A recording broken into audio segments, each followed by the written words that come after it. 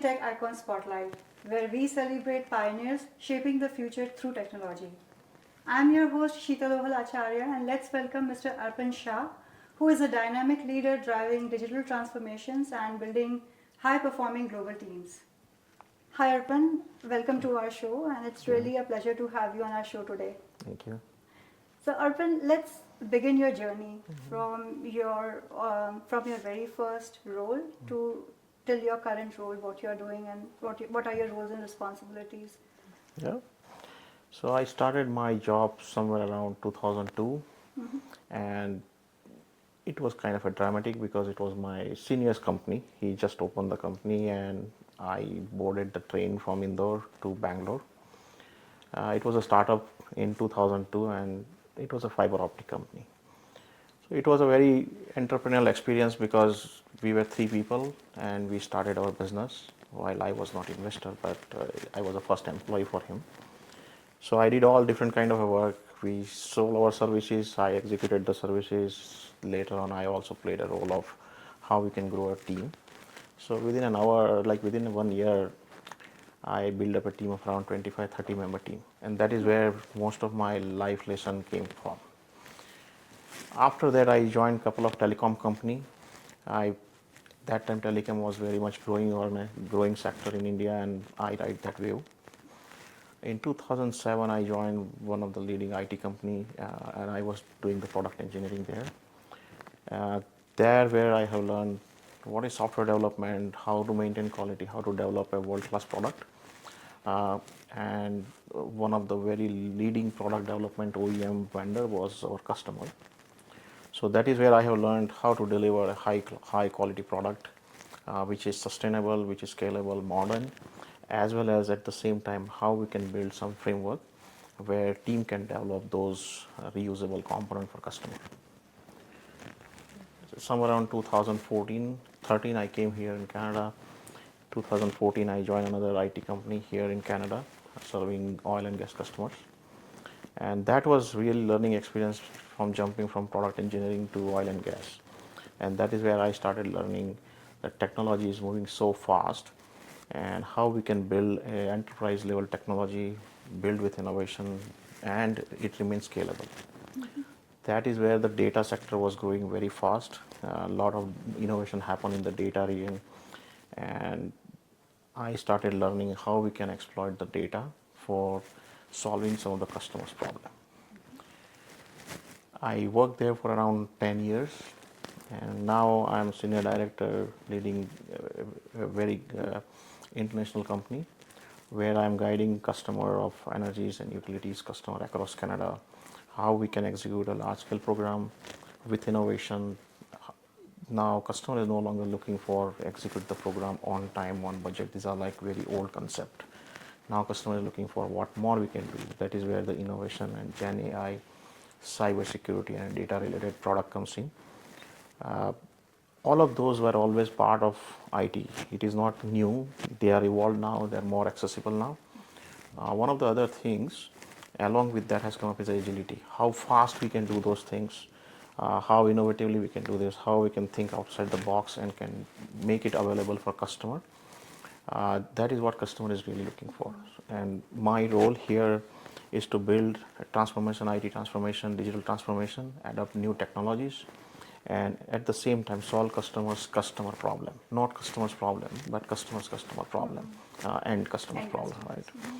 And that has given me a different perspective that when we are dealing with IT, we are actually IT is no longer an enabler. It is a business, but it is a business to solve customers' problem, right? And that's what I believe that if we are able to link the IT with what is the purpose customer is trying to do, and my job is to make those purpose aware to my team so that we are all aligned when we deliver the programs. So that's in a short about me. And that's been a wonderful journey, starting from like working with a startup, then to telecom domain, and then to energy. So, with all these domains, how do you think you have evolved as a leader all these years? So initially, couple of years, I have struggled a lot. When I say struggle a lot, there are a lot of learnings on the ground. I climb to the pole in telecom. I dig the ground for splicing the fiber and digging the fiber. So basically, I laid the telecom network for Indian companies, and that has given me a life lesson how to deal with people, how to build a high performing team. Many times, a lot of high performers, team member, sometimes they may not perform well, right? The reason is not that they are not capable. The reason may be something different. So as a leader, my job is how I can give that space to them so that they can recover, perform again well. There is a time I also learned that you may not be the smartest person in the room. I also learned, and some of the example is I cannot solve all the problem. I as a person cannot solve the problem. Anybody cannot solve all the problem. How I can bring the team together to solve some of the problem. If problem does not exist, our job does not exist. So problems are there. My job is how I can enable my team member, make them tool available, train them, teach them, coach them, mentor them, so that the problem can be solved. So those are my initial learning, and in addition, as I was saying earlier, right, the how to maintain quality. What is the meaning of good quality product when it comes to software, right? And those are some of the initial learning, and that has given me a perspective that how I can build a small team, I work with a small team, as well as can scale up to the large scale. So in some of my previous job, I was having around 600 member team, and when the team is bigger, your perspectives are different because and I will narrate one of the example that one of my junior actually taught me, and he said, if you do all the work, then what is my job? So now it is your time to move ahead. You just coach me, I will do that job. You need not to do that job now. And that was an eye opening for me. So I believe in continuous learning, and I think many times our junior teach us more than what our senior teaches. Uh, Strategy is another thing that now I'm driving from last 5-6 years. Whether it is a go-to-market strategy or a growth strategy or a delivery strategy, the whole idea is how we can deliver a program with a good customer experience, and that evolves around build the strategy, evolve the strategy, refine it, and then further execute it. At the same time, when this whole technology got evolved, right, the adoption is one thing that I learned, and adaptability is very important. Automation, data, cyber, everything was there earlier, but now they are becoming more prominent in today's world. So I, even if I have like 20-25 years experience, I can't say that just because I have experience I will lead the team. A lot of the junior people are now learning those technology faster than us, and if we want to really understand their perspective, we need to adapt. So adaptability is another things that I learned, and continuous learning is the way of how I can adapt the new technology. So these are some of the things now I'm getting evolved to startup to, let's say, more organized enterprises and scalable companies. Right, so I think it's been a great learning throughout your career journey, and I think that's the quality that every leader should have, like ever evolving and ever learning based on the evolving landscape that we have in tech. You talked about high performing team. So what do you basically look for when you have to form a high performing team? What qualities you look for in your team members, like other than the technical skill sets? Of course. So one of the very important skills that I will look for is a commitment. Is the person, he may or may not know everything, but is he committed, is he dedicated, he has an eager to learn. Because if those personality traits are there, rest all we can implant into them. Second is a soft skills, very important nowadays, and more than a soft skill, I would say an articulation skills. How we can articulate the problem to our customer actually decides whether it is a small problem or it is a big problem. Right? Sometimes the problem are smaller than what we think, but it is the way we articulate to them. So articulation is very important for me. I look towards those skills very highly, other than technical and functional skills. The last but not the least, what is more important is the person really understand the purpose of this team, that what are we trying to achieve, and is able to link herself or himself with that purpose. So purpose driven objective, if he or she is able to strike it out, for me it is a big win, because now I need not to tell them to align, they are already aligned because they know the bigger purpose. Definitely. So yeah, some of those things I would definitely suggest the junior or the leaders who are learning to look for those skills, because that will build a very high performance team. Definitely, I think those are the much needed skills Yes. that every team should have. Now, you mentioned about a very good thing, articulation to customers. So, kind of like to know, are there any specific challenges when you deal with customers, especially in the energy sector? What is your experience? So, a lot of the IT people, I will specifically talk about IT people. Uh, we have learned technology from college days. In most of the IT people during the college, and then after also, we call techies. We are interested in technology. And when we go in front of customer, we explain the technology. Now, many of the customers, they may or may not aware about technology because it is getting evolved. Some of them are not saying that all customers are not technology savvy, they are super, but many of them, they do not understand technology well. And more than I would not say understand well, they are not able to correlate the technology with their business problem. And our habit is to articulate everything into technology. And that's where the gap appears. So, for example, when customer asks me what are the three challenges you face, right? Most of the time we say that, oh, architecture is very complex, this program is much bigger and there are a lot of integration. It is of lesser use to customer. If we are able to articulate how it will impact their business processes, they will be able to correlate better. If you are able to say that, oh, because if this process is not working because of this architecture, you will not be able to send bill to your customer on time. Now we are able to talk his language because he has appointed us for an IT, but to actually solve his customer's problem. So if there is a gap between them, and I would say that articulation plays a bigger role there. How, if you cannot, and I still believe if you cannot teach a technology to the 6-year-old kid, if you cannot articulate that way, you are actually not articulating the problem well.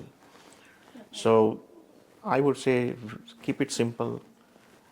Look at from the customer's perspective what he or she is thinking, or what he or she has to explain to their customer. That will solve a lot of problems. And that's a wonderful concept of articulation, like explaining the things the way they understand. Correct.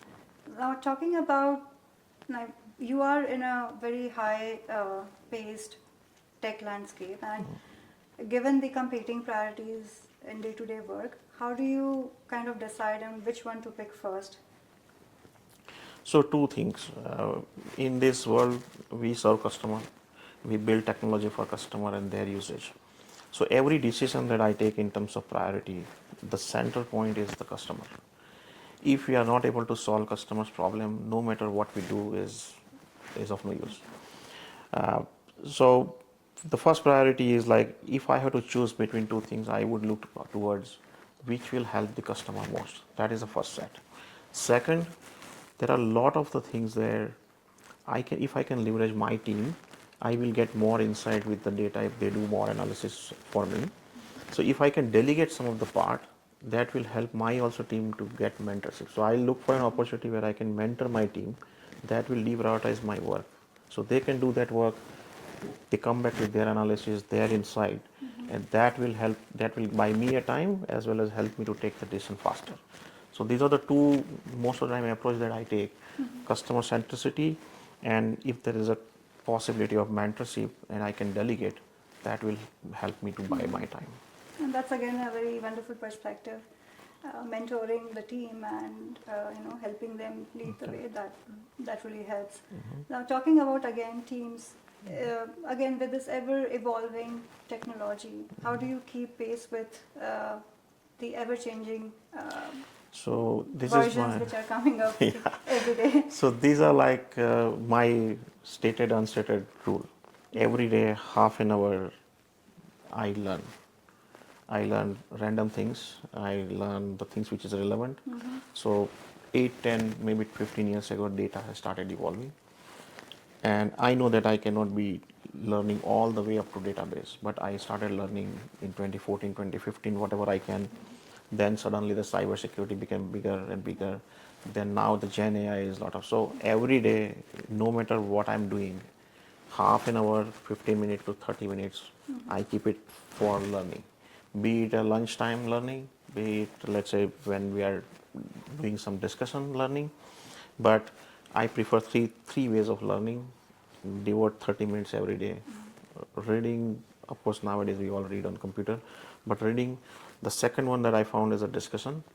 So I pick up some of my seniors, my juniors, start talking about technology, and it doesn't take much time. You can do it over coffee. You can do it while just doing chit chat. And the third thing is some certification, because if you are not doing certification, the motivation go down, right? So those are the 2 3 things that I do, but continuous learning is only the way move forward. That's what I learned. Again, these are very valuable takeaways for anybody who is aspiring to build career in tech, or who are the aspiring leaders. Now, talking about the technology again, right? You talked about Gen AI and data. How do you see Calgary as a whole, which is more energy centric? How do you see the companies embracing these changes? So if you look at actually, I did the study what is Calgary when I actually immigrated here in Canada. So if you look at the location of Calgary, it is a fantastically placed location, 1 hour from Seattle. It is an MST, so it is 1 hour difference with CST. So you are actually in Houston time zone. 2 hours from Toronto, which is EST time zone, and you are like 1 hour ahead of Vancouver time zone. So you have an ability. Calgary has an ability to tap all of different kind of a time zone, and we are in the center. Second, there is a good universities exist here. So there are a lot of kids who is coming out of as a STEM program and as a technology program, and always if I compare it, and if I look at back home in India, Bangalore became IT capital because of the talent that came out of the college and universities and everything, right? And then it started attracting the talent across the country. Same thing Calgary can be. It can become an innovation hub. That is what my perception was when I came here, and I'm happy to see that it is happening. Uh, the environmentally, while it is a coldest here, but Yeah, if few you, harsh days. yes, if you think from the data center perspective, it is actually favorable weather, because the cooling cost is much lesser comparatively, but there are still a lot of challenges in that space. But if somehow we are able to crack those logistics challenges in data center, this Calgary can become a data center hub.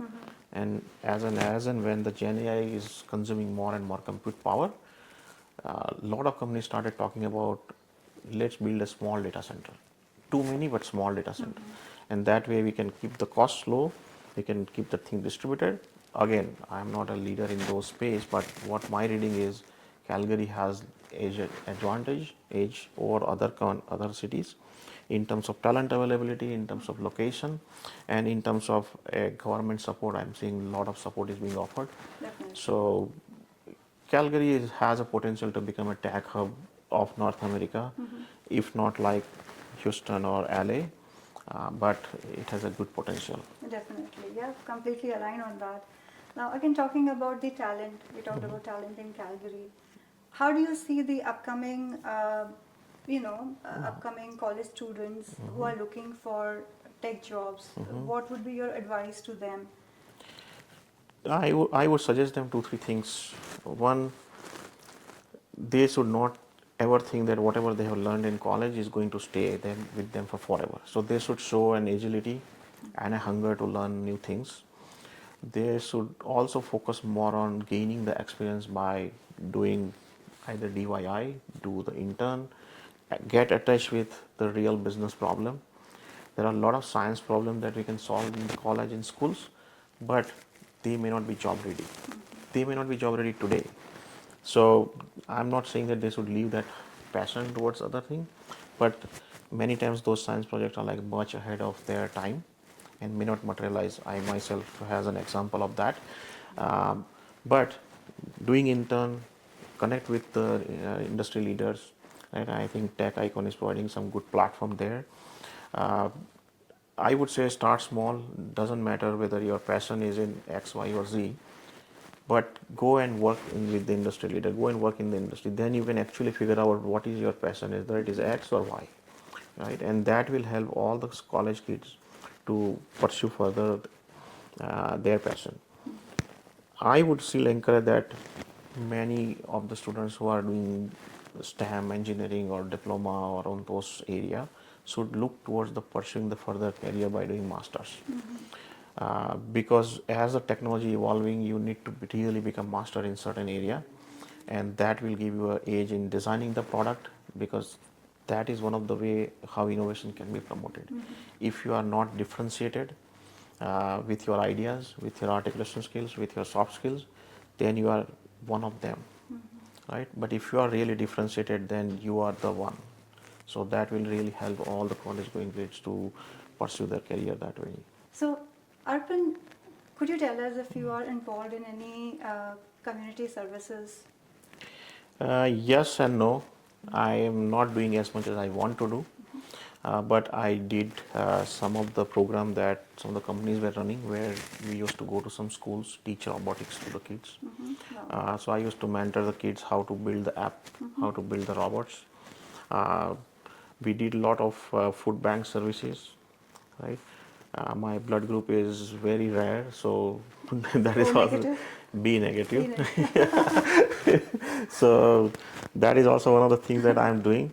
But I would love to get involved into any education related things. That is where my passion is, because I still and firmly believe that education can actually change the way uh, person is living today.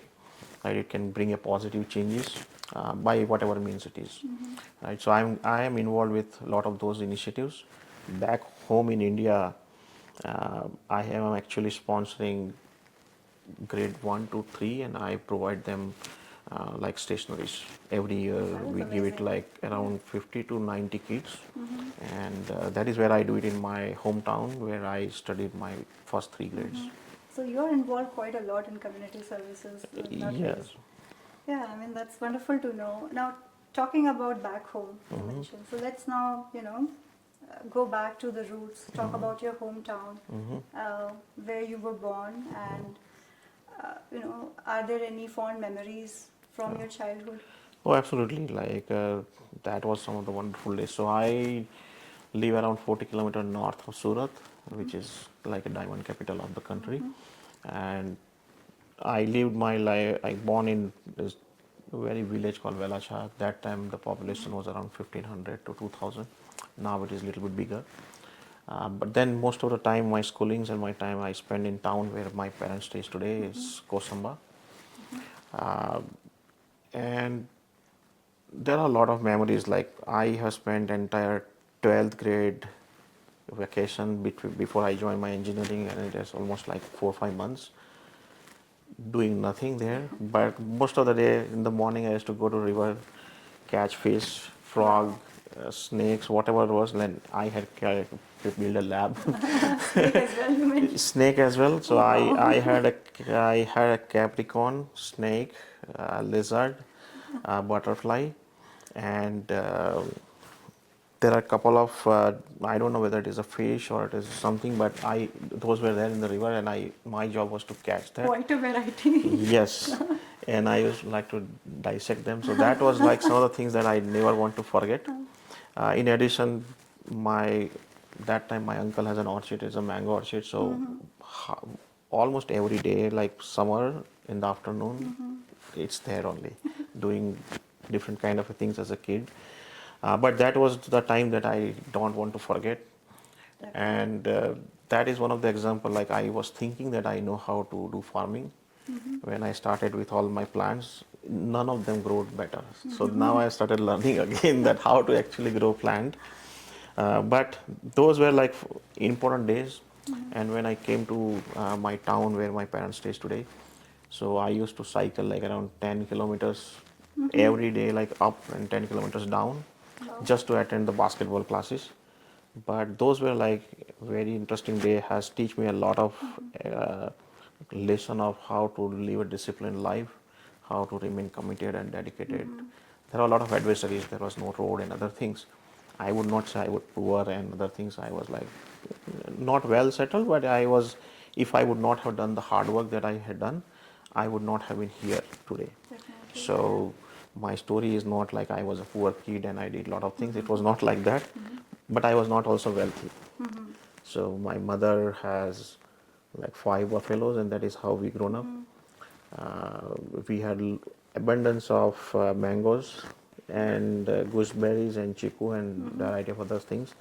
So I lived that life, and today I'm missing those life.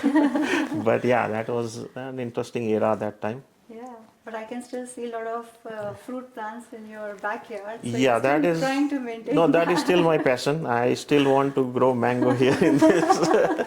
And you're trying already. Yes, Oh no, that's, I think those are all very fond memories that that's each one of us definitely we carry throughout our life, correct. and all the lessons that we have learned definitely makes a difference in the personality that we are today, for sure. Uh, Now talking about from your childhood days to your college days, could you please tell us about your education and what type of student you were during that time? So I was always a studious, and I was always like first two, three rankers. Never very courageous or adventurous boy I was, but I always maintained the ranks everywhere wherever I went. So I did my engineering from Bhavnagar, which is Santilalsa Engineering College, which is a government college. And from there, I went to do my master's in Indore, which is a GSITS college. Most of my time in both of this college went into the lab. Many times I was alone in the lab for hours and hours. All different kind of things I did. Most of the time I broke the things rather than I build it. But I always believe in building something, and those passions are still today. Yeah. So now my passion a little bit evolved, but one thing that I learned is I am never afraid of trying something. So that was some of the things, but I always, like, I was very studious, like I was student, and always maintained my rank in first top 10. I always was there. Definitely, and all that hard work, I believe that is showing a big impact in the tech world for sure. No, absolutely. Uh, Now let's talk about, we talked about tech, we talked about your hometown, your college. Now let's touch a little bit on your family. Who all are the key anchors in your family? So my mother played a bigger role in me, whatever I am today. Uh, Never wanted to go out of India. I had a fantastic job back at home, but my mother wanted always me to push further and further, and she always believed that if you are not pushing hard enough, you are actually not doing anything. And for her, she wanted me to settle down in California. If may I ask, what's the reason for that? Is it the weather? No, no, no. She just know California that exists in USA, That's sweet. and that is why she said, "I want you to go there." And I said, "No, I don't know." Like, but then she pursued further to me, and finally I came here. So she has played a big role. She has done an amazing amount of hard work. Even today, like now, I have to fight from last 5, 6 years. I'm fighting. Why are you walking so much? So even today, she goes to my farm. She has like 3 farms. She goes there. Beautiful. So she is very ambitious. She played a big role. While my father was always very supportive, and I still don't remember that he would have even seen my scorecard ever. But he was very supportive all the time. Um, so my father and mother, I have a younger sister. So currently stays in Waterloo, and that's it. So in my family, I have a wife, one child of 18 years, another child of 8 years now, and that's where it is. So how do you, manage to take out time for your family? How do you usually unwind yourself? So that is a good question because our job normally start at 6 and ended at 6, sometimes 8, sometimes 9. But good thing is weekends are always holiday. So I spend a lot of time. My daughter is a good painter. I started like when she was 2, I pushed her to become a painter. And not now, now she is a bit older and I have a lot of complaints with her, but till she was 7, our job is 1 pictures or 2 pictures in a weekend. Wow. That was and I have like fantastic collection of 100 150 pictures. She wants to do auction. I told him. So that is another activity that I have in my hand. So I have to do all the preserve the picture for her and all different kind of things we do together. My son is a professional swimmer. So most of the time, like, it is my duty to take him, come back, stay there wherever he is doing. So at some point he was like swimming around 10 to 11 hours a week. and it was like very tiring. We start at 5 o'clock. We used to go to some place to do the swimming, and that was a time when I got a lot of time with my son. Okay. But now he's in 12th and he's independent pretty. He don't even ask me. But weekend is where I like cooking, so many times I cook. I like gardening, and that's Wow. where I spend my time. And most of the time, my daughter likes doing all those works with me. So that is something that we spend time, and most of the Indian family, our family time is like food together. Very So nice. that's And how it is. looks like your wife is very lucky because you like cooking. It is other way around actually. She doesn't like you to cook? No, because I like cooking, I can find a fault. Oh wow. But That's a good one. during the college, like I learned how to make South Indian. I'm vegetarian, so all vegetarian food I can make, like South Indian, North Indian, Gujarati food, and Maharashtrian food. I am fond of making all different kind of foods. Very nice. Yeah. And I also like the idea of your daughter putting the paintings on auction. Yeah, so she only gave me ideas. She's pushing me. Somehow I'm Let not me able to know when find you any. put it on auction. Yeah. So I approached like one hospital, children hospital. Uh-huh. They are not giving time because she is not well-known painter. But what I'm doing is I'm preserving her painters. I have It's created always one motivating. library for her, Yeah. and let's see. See, it is her dream, and my duty to make it fulfilled till she starts understanding what is a dream is, right? No, that's wonderful, and Apan, it's really wonderful, chatting with you today. We are almost nearing end of our lovely discussion, and end of the segment we have one round which is called as the rapid fire round, Okay. where I'll be asking you some quick questions, Okay. and I would be expecting some quick answers from you. Okay. So let me know when you're ready. Yep. Go Ready? ahead. Sure. Okay. So your first question. One word that defines your leadership style. Collaboration. Nice. Now, strategy or execution, what excites you more? Execution. Morning meetings or late night brainstorming? Morning meetings. I'm always a morning person. Wake up Okay. 5 o'clock all the time. Last 15 years, 5 o'clock in the 5 morning? o'clock in the morning. That's Even amazing. on weekends. Really? Yes. Wow. Okay. One thing people would be surprised to learn about you. That is a good question. That I am like very religious person. Believe like a lot in Hindu mythology. I would not say mythology, but our philosophy. And I have never expressed those views outside my family. But I'm like a big. I used to be a big time Shivaite. Then slowly started learning and used to fight with my mom that Shiva is bigger than Krishna. But now I'm Krishna devotee. So yeah, I have never expressed those views ever to anybody actually. But that's good to know. Yeah. Select one, mountains or beaches? Earlier it used to be mountain and now beaches, but I really want to go to either Kailash mountain or Everest, whatever makes possible. That is one of the dream that I have. For sure. I mean, Yeah. hope you are able to accomplish your dream. That is my, if my health permits, then we'll go. But that is Definitely. a remote dream that I still have. But I like beaches also.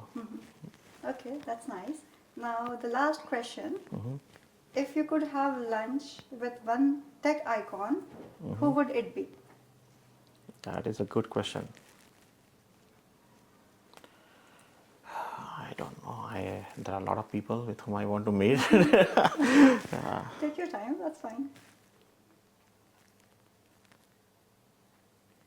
And it can be anybody, right? Yeah, anybody, living or dead. Yeah. So I would definitely would love to meet Mr. Narayan Murthy.